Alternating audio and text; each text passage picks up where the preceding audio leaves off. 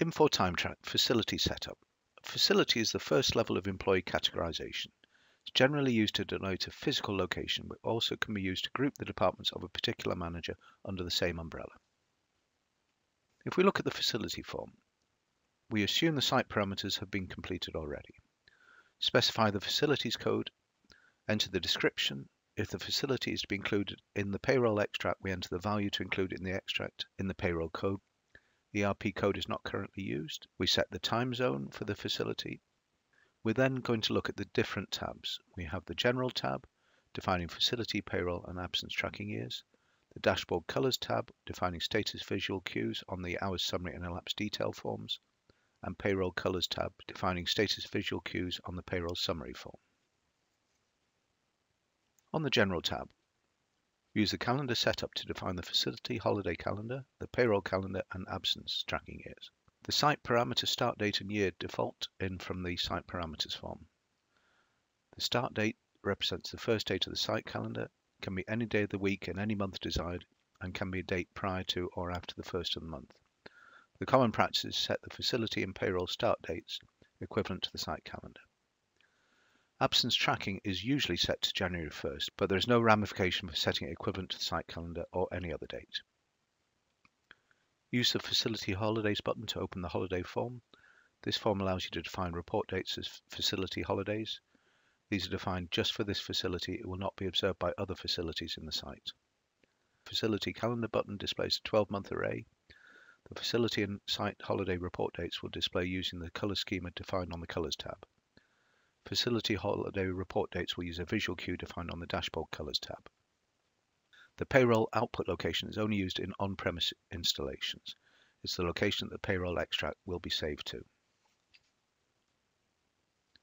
If we look at the Dashboard Colors tab, this defines the visual cues using the hours summary and elapsed details forms that provide users at a glance information on record status. The hours summary form uses a combination of fill colors and letters to display a record status.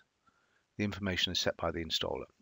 Ready status means the record is ready for processing. Its visual cue is no letter in the status field and no background fill color. Ready is the only status that hours may be processed from. Absence status means no clock in has occurred on the report date. Currently, the visual cue is an A in the status field and a background fill color of green. Working status means the employee is currently clocked in and working on a direct or indirect task, and there are no booking errors or exceptions. Its visual cue is the letter C with a yellow background fill. This is the desired status during the employee's scheduled work time. It is also an indication that the employee is working overtime or has forgotten to clock out if you see this status during the employee's unscheduled time. Booking error means the employee is clocked in but some or all of their clock time is not accounted for. Its visual cue is the letter B and background fill of red. A second cause of booking errors is when the ERP rejects a time track attempt to post hours. In the hierarchy of statuses, booking errors supersede exceptions and working. As a result, a record may only go into working or exception once the booking error is resolved. Exceptions indicate a work rule specified by the employee type configuration or a clock-in rule specified by the shift. Its visual cue is the letter X with a background fill of orange. Exceptions may be resolved by editing transaction times so they fall within the rule tolerances, or the supervisor may override the rule by authorizing the exception. Holiday indicates the report date has been designated as holiday, but no holiday absence record has been created to account for the report date. Its visual cue is the letter H with Kelly green background fill. Once the holiday absence record has been created, the report date status will update to ready. Posted is only used on the elapsed detail form. It indicates when hours have been posted to the ERP. This visual cue needs to be manually created using the colors modal form. Visual cues may be customized using the colors modal or by changing the letter designation. The facility holiday visual cue can be set using the colors modal. Select the Restore Defaults button to restore visual cues to their default selections, if you wish to revert to the defaults. The Payroll Colors tab defines the visual cues using the payroll summary form that provides users at-a-glance information on a record status. The payroll summary form only uses a fill color to display a record status. There are 5 statuses: not submitted. This indicates that there are report dates in the pay period that do not add hours processed. Submitted indicates all workday report dates in the pay period have been hours processed. Payroll records cannot proceed in the payroll process until they reach a submitted status.